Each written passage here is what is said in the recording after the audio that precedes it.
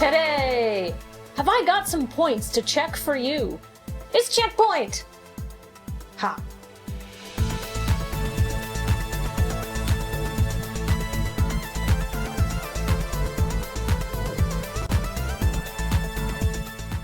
That's right, everybody. They put me back in the chair, and it's time for me to once again run Graham and Bees through my extremely derivative quiz to highlight the best news of the year, or at least the news possibly that you may have a chance of remembering.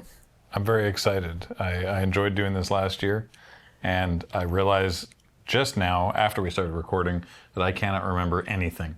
Yeah, no, I'm fascinated to know that this is stuff that I should probably remember, but probably can't remember. Well, last year I put, I looked up all what I'd done and stuff like that, because I didn't really remember doing this either, to be honest with you. And I looked it all up, and I was very keen that you not read any end of the year news summaries. And this year I knew I did not need to tell you that, because of course, why would you have done that? No, God, no. No, we're fine. So, Well, it's sort of like, hey, comedian, tell a joke, right? Like, I got nothing off the top of my head, but I'm sure that once you start saying things, something will pop up from the remnants of my brain. well, I will say that this year was slightly different for news, because it was 2023 had some really big dominant stories that kind of overshadowed a lot of things. There was like the Activision Blizzard merger, there was Bobby Kotick's whole thing, there was the death of E3, there's all these big things that happened Probably in some 2023. lawsuits. Lots of lawsuits, lots of layoffs and stuff like that. All of that continued in 2024, but slightly quieter. Yeah, okay. So, but you know what? I'm sure that once we get to start talking about things, you will remember what's going on. And this is one of those quizzes with an esoteric and strange scoring system. So don't worry about it too much. I'll just sort of keep track of how much you generally know and assign a winner at the end. Great. Hooray! Yeah, it's great. So first up, let's talk about, let's do a facts and figures round. How many facts and figures do you remember? Oh boy. For the first thing in our facts and figures round, I just want you to tell me what you think the best-selling game of 2024 was. According to Circana Group, which is the same group we've always used. They used to be NPD. Right. According to Circana, what was the best-selling video game of 2022? Yes, Bish. 2022. Or 2024. Great. Sorry. Okay. I don't know why I said 2022. Baldur's Gate 3. Okay. Call of Duty. What Call of Duty? Yes. Black Ops 6, The Line. I think, is the most recent one. Okay. But it's always a Call of Duty, isn't it? Because this is not a GTA year. Fair. Would I want to say Fortnite. No. Would you believe that Graham, you're very close, you've named the number 2 best-selling game of the year. Oh. Something sold better than that. That is. Yeah, Call of Duty Black Ops 6. Is that this year's Call of Duty? That's this year's Call of Duty. Okay. The brand new. Is the best-selling game last year's Call of Duty? Last year's Call of Duty is the 5th best-selling game of the year. Okay. So then I'd assume it'd be like a Madden game. John Madden. Or a FIFA game. Are you locking in on a Madden game, Beej? You know what? I'll say it was Madden 2023. 2024. 2024. So Actually, no, I'm sorry. 2020. It would be 2025. 5, right. Anything. Oh, is that how they do it? That's they do how it like they do model it. years. Okay, So- yeah. So you're going to say Madden 2025. I'll have to, yes. Okay, Beej, you've named the number 6 best-selling game of the year. But you're so close! He did also mention FIFA. Is it a football? Is it, because it's not FIFA anymore, right? It's EA Sports EA FC. FC. Yes. Oh, man. Yes. Yeah. I'm going to give you both a point for that one, because that was the number 7 best-selling game. Cannot believe that. Wait. I cannot believe that. EA FC was number 7. Yes. So we're still waiting on the number 1 here. Was there another first-person shooter that we talk shit about all the time? Oh, maybe if you were so in the right wheelhouse, it's another sporty game. But it's not. That'd be It wasn't NBA. Madden. Wait, is there a different? What's the other football game? The one that's not EA Football Club, and the one that replaced FIFA. It's because EA lost FIFA, and then a different company was like, "Well, we're going to make our own football game with Blackjack and and hookers, Ronaldo. just like the way Yeah. that FIFA loves it. Yeah. Is it Balatro? Oh no, I wish. I don't remember the name of it. It's right. the competing football franchise. EA College You Football. mean like the European football, right? I thought there was. I thought they actually had like a full split where EA were going to keep making their football thing, but different people got FIFA. Because it wasn't Konami. They didn't Okay, like Pro so Evolution Soccer. you were thinking it's some kind of European foot sport Yeah. game. No. Okay. But you're so close because it is a football game. It's EA College Football 25. Yeah, I was like, Was the there's- best-selling game of the year. And do you want to hear something really funny? The number 8 best-selling game of the year was the EA Sports MVP bundle, which had Madden NFL 25 and EA College Sports Football 25. So wait, the college football one sold better than Madden? Yeah, EA College Sports Football 25 has become the best-selling sports game ever launched in the U.S. according to Circana. Wow. It was just a gangbuster success. That's amazing. It's best selling in the United States. Yeah, Yeah. not worldwide. Yeah. It stands to reason. yeah. Okay. That's amazing. So, but I will say there's a couple of games on here that were not sports games. One of them is old. It came out in 2022. A 2022 game is on the top 10? Yes, it's Elden the ninth. Ring. Yes, Beige. It's the ninth best-selling game of Because the the year. DLC came out, Yep. so everyone's buying it to play the DLC because they're all of a sudden realizing it's like, oh wait, now I can have the whole game. And I'm gonna tell you, the 10th best-selling game is Dragon's Dogma 2. Actually, we could just show the results, Paul. Never would have had Dragon's that. Dogma 2 is the 10th best-selling Wow. game. And Dragon Ball Sparkling Zero, 2 dragons in the top 10.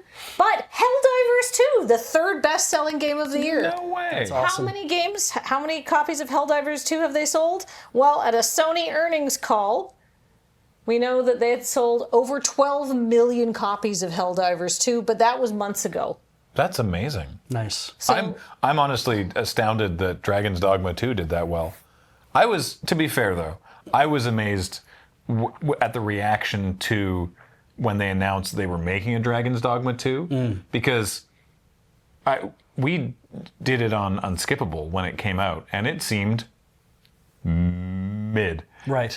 And I'd heard nobody talk about it. No one ever was like, oh man, remember Dragon's Dogma? Like true. it was just not in the conversation. It was not in the consciousness. No one talked about it. When I saw- and then they were like, hey everyone, we're making Dragon's Dogma 2. Suddenly people were like, holy shit. And I'm like, where have you been? Yeah, because like Adam was playing it, I think, on Adam's Game House for a Yeah. while, and I was kind of like, I don't even know what this game is that he picked up. I've never heard of this before. So I guess it just Well, good for them. no controversy, just a good game people liked.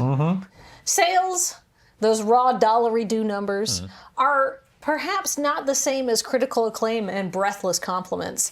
I think sales are delicious, but there's just something about making your competitors cry because you won the awards and they didn't. That's a feeling money just can't buy. So according to Metacritic, what were the best games of the year? Ooh. I think Astrobot was one of the highest reviewed games of the year. I am going to go with Baldur's Gate 3, though. That came out last That was year. last year. This is 2024 games. That was last Or year. I'm sorry, that came out 2023. Oh, I see. It won Game of the Year in 2023. Fair. Yeah. If we're going by those... This is the Metacritic. I brought up Metacritic and I was like, show me all the best games of 2024 and just looked at the top 10. Yeah. The Mario Wonder. That was 2024, wasn't it? Yeah, well, I thought so. Paul played Okay. 2024, didn't he? Well, it's not on my It's list. on the but- list. Okay. There's a lot of games Is it that the people Elden see. Ring DLC? Is that on that Does list? that count? Oh. Well, it counted for the goddamn Game Awards, didn't it? It sure did. Yeah. Tears of the Kingdom was not 2024, was it? No, I did finish it in 2024, but it came out in 2023. Okay. Yeah. All right, so this is a hard list. Balatro again. Yeah. You know what? I will say, now I want you, as some additional bonuses, could y'all tell me what percentage of this top 10 list is perhaps not strictly, we'll say, new? And I mean, like, it's a DLC, it's a second game in a series, it's a re-release, an Oh. expanded edition. Hold up. Well, actually, I just remembered Metaphor Ray Fantasio is probably on the top 10. Silent Hill 2 Remake, I think, might be in that conversation.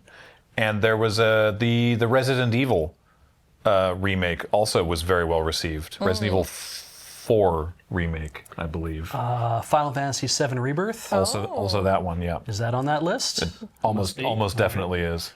And what percentage of them are indie games? As in not like big giant publishers. Out of the top 10? Top 10. I'd say 3 of them are indie games. Okay. 3. So 33%. All right. Or whatever. Yeah. What would they... 30%. What indie games? Like, I would think that Balatro would end up on there, that it would just get like, people would just be reporting nuts for I would it, assume obviously. so. I heard a lot of good things about Animal Well.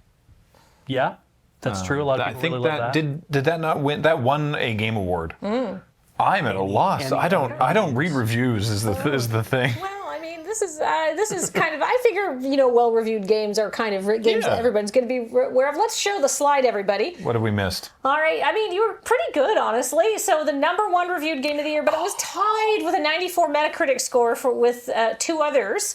It was, of course, Elden Ring, but I would have taken Astrobot or Metaphor because they all have the same Metacritic score, nice. 94%. Hey, look, Animal Well. Yeah. UFO 50. That was... We missed UFO 50, Slay the Princess. Slay the Princess, which is, we know the people who Abby made Howard. that. Abby Howard. Good for Black Tabby Abby. Games. That's so good. This is like an expanded edition of Slay the Princess, so it's come out before, but good chance to get it now. Satisfactory has been out for like multiple years on early access, so that's why it counts this year. But it got officially released this year. Yeah. I would never have, for that reason, I would never have thought of Satisfactory. It's cut off there, but #10 is something that you might be able to tell me about, Beej. It's Tsukihime, A Piece of the Blue Glass Moon, released by Aniplex. Christ. That's so if it's that is probably That's not an indie game, is it? I bet you that's from Type Moon. If it's a Tsukihime game, and so therefore it's the same people who make Fate, I believe, the Fate series, Fate Stay Night. It's a visual novel. Yeah, Okay. The scores are pretty even after this round. I've got just a couple more facts and figures for you to review. Yes. Delightful. In fact, we've got one more fact and figure. Hey, do you remember how last year we sort of reported that like just more and more games are coming out? In 2023, there was over 14,000 games released on Steam. But how many games do you think came out in 2024 on Steam? Oh, 9,000. 9,000? Yeah. You Was think it it was less? 5,000 It was a drop. It was a drop. I'm going to say 9,600. Graham? I mean, I'm going the other direction based on nothing but vibes. Sure. 20,000. 20,000. All right, well, let's show them the slide. As you can see, it's 18,997. How many of these are AI shovelware? Oh. Probably a lot. That's lot. such a jump. In fact, it's only dropped 1 year, Beej, between 2018 and 2019, and I don't know why. And not even by that many overall, but yeah. What a jump. That's staggering. Yeah. So We've played so many of them on Watch and Play. I'd love to know year on year how many of them Suck. yeah, well also but just like get thrown off of Steam for some reason. Oh, it's funny. So because I mentioned Watch and Play, I'm going through the inbox, right, catching up, because we were not doing the show for a few years there, but people kept emailing stuff. So I'm still doing emails from like 2021 of people being like, check out this game, and I'd say 1 in 9 of them, they're like, look at this horrible thing on Steam, and I'm like, all right, cool, and I click the Steam link, and it's like, this game doesn't exist. This game has been removed, or the developer asked us to take this down, or something. So about 10 to 11% of all games that you're getting through your inbox. Very small sample, but still. A sample of of notably bad games. Right? People are like, oh, this looks like butts. We're going to send it to Watch and Play. It's just gone for being. Which is not great, because there's butts. so many bad games on Steam then, they're only throwing out 10% of them. That's well, they should be throwing out a lot more. essentially. None of these 2021 emails should be returning you a valid link. And yet here we are. All right. Well, that concludes our facts and figures round. Now it's time for a bit more of a free-form round, but I'm calling Remembering the News. Oh no. All right. There's 2 questions in this round. Okay. First up, what's this company? What do you remember about this company? Oh, first of all, that logo, That's their logo? Oh, Jesus. We've talked about Tango, and I cannot believe I've never seen their logo before. This would be fine if they didn't have like photorealistic styled eyeballs in the snail head. Yeah. If they just did empty circles, it would be great. But Okay. Tango Gameworks. I'm going to come back to the game that they make because I don't remember offhand, but if I talk through it, I might. Okay. Because they were Hi-Fi Rush. That's who it was. Right. Tango Gameworks made Hi-Fi Rush, and it was a surprise success. And then Microsoft was like, good job. "Good job, you're all fired." Yep. And now Tango and many of the staff have been bought by Krafton, the people who make PUBG. Yep. And I think they got the Hi-Fi Rush IP as well, and so there could be more of that. Yes. You know what? Absolutely, 100% full points. Yes, that is exactly it. Now, of Get course, a different logo, Tango please. Gameworks was owned by Bethesda, so it wasn't even a Microsoft studio Right. or an Activision studio that took the blame for this enormous acquisition. But Tango Gameworks was a brief victim of it. But then was resurrected by Krafton because they indeed wanted to make more Hi-Fi Rush. So that is a point to Graham there. Yeah, that was one of the studios that were like that got, because I assume it was after the merger. Microsoft was like, "Yo, Bethesda, you've got to cut some numbers," and they were like, "Well, lean out. Tango Gameworks, I guess." Yeah, they made a really good game that people really enjoyed. Can we throw them to the fucking curb? Let's do it. Yeah. It's shocking to me, the idea though that it's like, hey, we should cut this game that provides maybe a little bit of like breadth to our portfolio, because we don't strictly make a lot of rhythm games, so we should cut this game. And why should we do that? So we can increase the amount of first-person shooters we make? Like, I don't really know what the concentration is on doing that, but it seems like if you're trying to spread out the amount of stuff that you make to try to attract a wider audience to enjoy your studio, you'd think you'd want to have, people always talk about, I'm done making X type of game, now I want to make Y type of game. And it's like, well, Bethesda, you had a studio that could make Y type of game, and you could work with them on producing Y type of game, but you got rid of them. And Krafton is out there being like, we want to sell video games to anybody who will give us money, so we're going to pick up this at a song probably, and then continue to make games for people that want to give us money. And I don't know if there's like what the attitude is. They must see something there where they're like, this has value to us.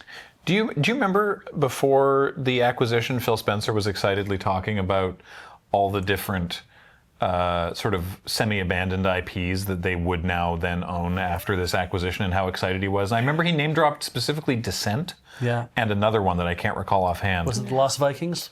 No, but he was talking about like, yeah, we could actually do something with this, and you won't. No. I mean, prove me wrong, Phil, but you won't, because there's not profit there or whatever. Microsoft is never going to be like, yeah, we'll make a new Descent. But you know what? There's another remembering the news question. And you know what? Why not bring back one of my favorite things to harp on about? The Embracer Group. What did the Embracer Group get up to this year? They loosened their vice-like grip on some of their studios, and not by spinning them off, by just shit-canning them utterly, I believe is what happened. I mean, some of them, yes. Yeah. That they did something more specific than lay people off. Is this now prior? This wasn't 2024, was it? When they thought they were going to get acquired and an acquisition fell through? No, that was 2022. Okay. Wow. Yeah. Time compression. Yeah. I don't think that anyone's going to remember No. my personal bugaboo, so I'm just going to tell you. They said that they were going to split into 3 this year. They were going to be splitting into Middle Earth Enterprises and Friends, which is their AAA studio, which is going to get Dead Island, Killing Floor, Lord of the Rings, Metro, and the Tomb Raider IPs. Coffee Stain and Friends, aka the people who just put out Satisfactory, one of the best-selling games of the year. And that they're also going to get that, Goat Simulator, Deep Rock Galactic, Valheim, and their more indie titles. Okay. And then Asmodee, because they also owned Asmodee, the board game company that makes Right. Catan. Yeah. But also, they did some accounting shenanigans with all of this divvying up that Embracer is going to take a 900 million euro loan against Asmodee's assets so Embracer can pay off $850 million in debt and credit facilities, Right. but then Asmodee will hold the bag. This is for private them. equity bullshit. Yes. Essentially, is where you take out a loan against a different company, or you make that company take out a loan for you, and you take all the Yes. money from them. Yeah. Yeah. They make so many tabletop games. We know people that work for Asmodee. That sucks so bad. Yeah, exactly. So hopefully Asmodee can carry that weight to bail out the rest of the Embracer group. Probably what'll happen is that they'll start to go under. They'll need to be refinanced. Another private equity group might come after them, or another toy making group will come after them to be like Hasbro might come after them and be like, oh, we could use yet another board game thing to prop up our whatevers. Maybe. We'll get you guys at a song, and you can basically go bankrupt. I mean, what would a Late complete stage. news summary be without me harping on how capitalism is broken? I'm not even being subtle about it this year. I don't think you were that subtle last year. No. People made GIFs. By my request, please make me more gifts. I have but one vibe. But hey, actually, no, I have two vibes. One of them is ripping off who's ever hosting Have I Got News for You, because it's time for the Odd One Out round. Oh, no way. Yes, I've done another Odd One Out for you. Oh, I'm excited.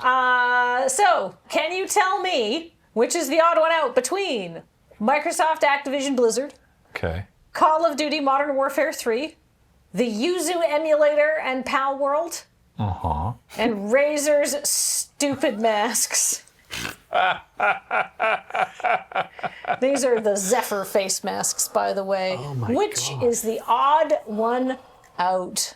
Okay. Let me try to remember anything about any of these. The Zephyr face masks. They were Razer's very cool RGB lighting pandemic. N95 grade mask. They said Yes. N95 grade, but it was proven later that that's not true. Yep. I can tell you exactly what grade they were. Oh. They ran tests, and it reached a maximum PFE level of 83.2% with the fans off and 86.3% with the fans on, and frequently tested much lower. Yeah, okay. Nice. Okay. So that's what grade they were, failing. And that there was a lawsuit, right? Yeah, I think we're talking class action. Oh, is that what's going to happen here? Are we talking class action lawsuits? Maybe. Oh no, wait. Is this was it a lawsuit or was it an FTC investigation? Oh, Because there was definitely FTC stuff about Microsoft, Activision, Blizzard. right. But did the FTC get involved with the Yuzu emulator and Pal World? Well, no, they both had problems with Nintendo. Nintendo. Both of them specifically got sued by Nintendo. And Pal World's lawsuit is a Patent infringement. patent infringement, which I think is the same with Yuzu and Suyu. Technically, is also patent infringement. It's trademark infringement. No, is it not DMCA? Once again, I am quite. This is a devious stunt. Yeah, It really is. It's a contravention thing. Is Call of Duty Modern Warfare 3 the only property that did not encounter any sort of legal trouble this year? Because that would be the simplest way to look at it. I don't remember anything about Call of Duty Modern Warfare 3 Yeah, in me neither. specific. Is that the odd one out? No. Oh no. Oh shit. Okay. Yeah, I mean, Graham's seen Have I Got News for You, so he knows that the odd one out can be on like a razor thin margin of difference as well. I will say that's more of a stand-in for Call of Duty Modern Warfare as a franchise as opposed to that particular game. All right, so first up, the Microsoft Activision Blizzard merger was the source of a lot of an FTC complaint, but also legal complaints. As in, they were sued and they had a lawsuit settled against them that was brought against them by game consumers that was finally settled this year. Oh. And we don't know how that settled out, but it concluded with each party covering their own costs and fees, which sounds bad for the people who sued to stop that merger. Yeah. Speaking of lawsuits, Call of Duty 3 and Meta, Instagram, Facebook, Microsoft, Infinity Ward, Treyarch, and Sledgehammer Games were sued. Right. by the parents of Uvalde school shooting victims for promoting Right. gun violence to teenagers. But this was not. I remember this now because I thought this was very interesting. This was not like, oh, violent video games are bad because they're showing our kids the violence is okay, which is the traditional thing that we've seen and has been proven time and again to not be the case. This was a lawsuit specifically about how they were actually like targeted advertising, marketing actual firearms to children, that they Yes. would be like, hey kids, look at this real gun, you can go buy this. Yeah. And the firearms companies had deals with Call of Duty and the developers, and also advertised on Instagram and everything to specifically market guns to children. correct? Yeah. Yes. So yeah, that was messed up. yes. That is still in the courts. No kidding. As you both correctly recalled, Nintendo sued a lot of people in 2024, more than just these people as well. But these were some of the lawsuits that they had in 2024, including suing the Yuzu emulator for copyright infringement, and they immediately capitulated for a $2.4 million settlement, and filing suit against Pal World maker Pocket Pair in September, which is still ongoing. But in 2024, or in 2021, Razer launched their stupid-looking Zephyr face masks, claimed they were N95 equivalent. That was an absolute lie, and the FTC fined them $1,171,000 and some They change. fined them for every penny they made. Yes, they fined them for every penny they made, and the thing is, the reason they just took this fine was because they did not want to go to court over it. This was Razer's statement. It was never our intention to mislead anyone, and we chose to settle this matter to avoid the distraction and disruption of litigation and continue our focus on creating great products for gamers. So all of these people have been sued or had legal action threatened against them. Everyone is fighting it and stuff like that, except Razer, who never had to go to court because they just accepted the FTC's fine and decided to move on with their lives. They went, you're right, our bad. Yeah. Well, they didn't for a long time. No. It was actually a huge fight, and their own director of public relations had to be like, "You gotta stop claiming these are N95s, my dudes." Oh no. All right. All right. I'd forgotten about some of those stories. Thank you. Well, they're pretty good, I think. And now it's time for the fill in the blanks round. Now, Beach, you've never seen this, so so what this is a special thing that they do at the end of Have I Got News for You, where that's the headline rounds. You're going to fill in these. You're going to tell me what you think these headlines are. Except I wanted to make this more gaming specific. So this year, you're either going to be completing tweets made by former Arrowhead Games CEO Johan Pilestead.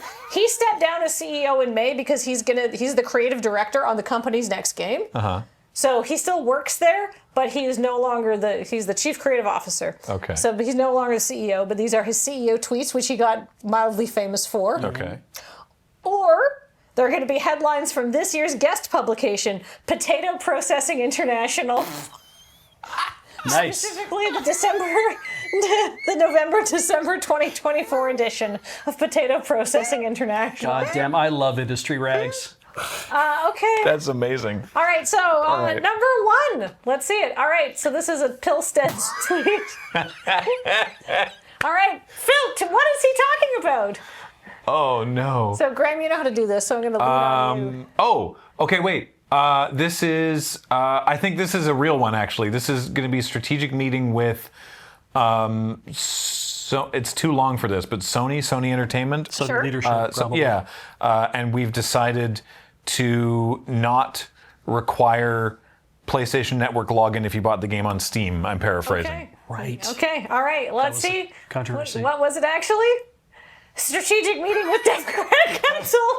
We have decided that Super Earth and its citizens need more officially regulated and mandated freedom. Damn it. I will say, I reviewed every single tweet this man made in 2024.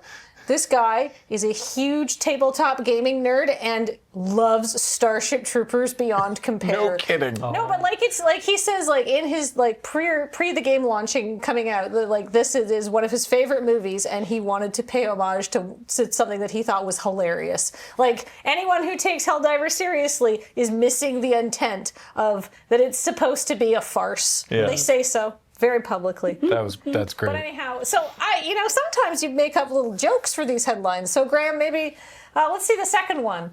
How additives make Your penis longer. perfect beige. Graham, do you got anything? How additives make taters have that big yum yum. Yum, yum. All right. What was the actual headline? How additives make perfect potato snacks. All right. What does Pilstead say here? This one I remember. This is about flying bugs, about flying aliens. Everyone knows they can't fly. I'm not alone in thinking this. The Ministry of Truth agrees that this is like he's trumping here. I've heard rumors of. Yeah, it's something to do with the flying bugs. Perfect. Paul, show us the real tweet. Ah, Yes. propaganda. This is propaganda from bug sympathizers that want to brainwash. Yes. Everyone knows bugs can't fly. This is, of course, before they added flying bugs. Well, Yes. actually, this is just after they added flying bugs. And they started showing up rarely. And people in the game were like, what's that? And, yeah. They added them, but did not put them into the patch notes. Yes. That's great. Yeah. So they have a full-time employee whose job is just to like GM the Helldivers world, basically. Which I mean you have to, right? Yeah. Yeah. Hey, let's show us. We've got 6 of these. Let's show us our next one. UK's GB Potatoes organization has joined the Fight against fascism. Axis of evil. Euro. That was going to be my third choice. Europatat. Gee. Oh, what's the EU going to think of that? Family. GB Potatoes has joined the Euro Patat. And about fucking time! It's so good. All right. What did Pilstead say on February 29th? Help new players on the road fight together. Give the new player the goddamn reach around. No. The strength to support Super Earth, the will to What's the best weapon in any video game? rocket launcher. Well, close. It's the railgun. Let's show us the new one. Yeah, you give the new player the shield backpack and the railgun. You can do without it if you were a true Helldiver. Right, because Nice. they were fighting over what the meta considered the best gun. Well, and the meme was like when a level 3 Helldiver joins your team and takes and like holds you back. So it's like, Right. you know what? Don't look down on your fellow Helldivers. If you're a real Helldiver, you can get by without the railgun. Yeah, let the new player have the stuff that'll keep them in the fight longer. Yeah. Yeah. Smart. All right, and finally, Fatch Brying.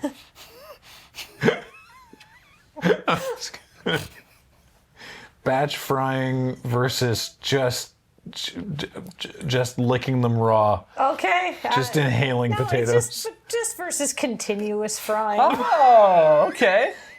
What are your potato That's fair. options here? Look at this, just a big vat of chips behind you. Don't even take them out of the oil until you're ready to eat them, right? Just give somebody Just a set of leave them tongs there. and Just just pickle them. right into their mouth. Yeah. Yeah. Pickle in oil. Yeah. All right, so after all of that, Graham, you win. Oh, yay. Good. You knew slightly more facts about a year that wasn't as filled with facts as 2023 was. Huzzah. I'll take it. I mean, there's still tons of layoffs. Less facts per volume, yeah. There were a lot. Like a staggering amount, especially from Microsoft, who said they wouldn't. And I couldn't ask you about Jeff Keighley and how he ruined the Muppets because I knew you'd remember that too well. Yeah.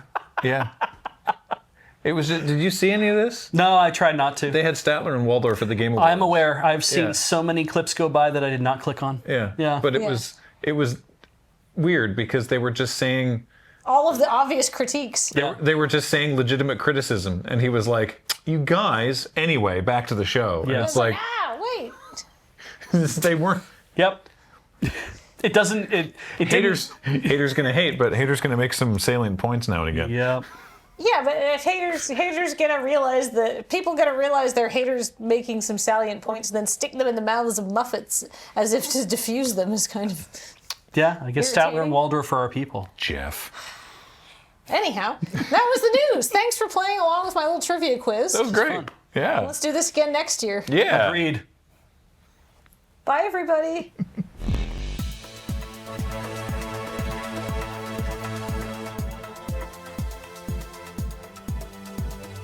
Coming up, we didn't write an outro, so I'm just winging this now. Like, seriously, I've got nothing prepared. I didn't even have any other good facts I didn't tell them. I told them everything. I gave it all up. There's no secrets left. It's almost Sonic's 35th anniversary. Oh shit.